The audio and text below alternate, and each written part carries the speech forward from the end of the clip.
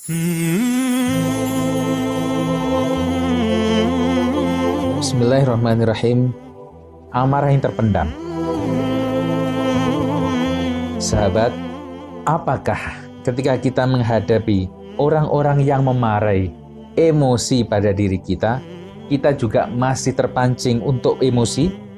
Atau kita tidak emosi, kita tidak menampakkan emosi kita tidak menampakkan amarah kita, namun kita menyembunyikannya dalam-dalam. Akhirnya, emosi yang terpendam itu menjadi dendam kesumat. Karena bila kita belum bisa melupakan perlakuan yang membuat kita emosi, maka hati kita dicokoli oleh kotoran-kotoran yang sangat serius.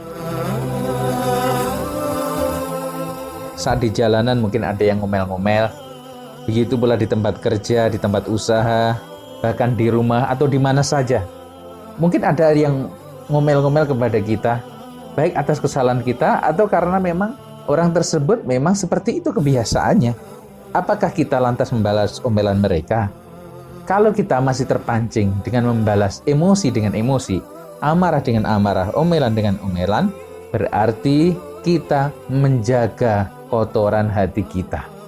Padahal siapa sih sebenarnya yang pengen dirinya itu kotor? Setiap hari saja rumah kita sapu, baju yang kotor kita cuci, kita enggan makan dari makanan yang kotor, di atas piring yang kotor, kita enggan minum dari gelas yang kotor, tapi mengapa kadang kita suka menyimpan kotoran bahkan di dalam hati kita? Bukankah teko mengeluarkan isinya? Bila teko itu isinya teh, maka ketika dituang keluar teh. Bila isinya susu, keluarlah susu. Bila teko itu diisi madu, maka keluar juga madu. Maka orang-orang yang selalu keluar dari mulutnya kata-kata bengis, kata-kata mengejek, menghina, membuat kita emosi, mencemooh, ketahuilah memang di dalam dirinya isinya adalah sampah-sampah itu. Kemudian lantas kita ladeni mereka dengan emosi yang lebih tinggi, dengan kebengisan yang lebih sadis lagi, dengan umpatan-umpatan yang lebih hebat dari mereka, berarti sama saja. Teko Anda juga sama isinya, yaitu sama-sama sampahnya. Sahabat, kalau orang meludah ke langit, akan kemana ludah itu? Ludah itu akan mengenai mukanya sendiri. Maka orang yang marah, sejatinya dia sedang memarahi dirinya sendiri, mengotori wajahnya sendiri.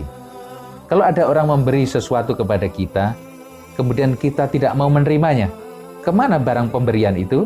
Ia akan kembali kepada pemberinya. Bukankah orang-orang yang mengeluarkan kata-kata tidak pantas, kata-kata buruk, kemudian kita tidak mau menerima, tidak mau meladeni umpatan-umpatan dia, kemana larinya umpatan-umpatan itu? Ia kembali kepada pengumpatnya. Kenapa? Karena Anda tidak mau menerimanya. Berbeda lagi kalau Anda mau menerimanya. Maka latihlah diri kita untuk senantiasa lebih bijaksana. Kadang kita perlu memperhatikan sebuah kata bijak, jadilah laksana pohon mangga itu, dilempar dengan batu, membalas dengan buah.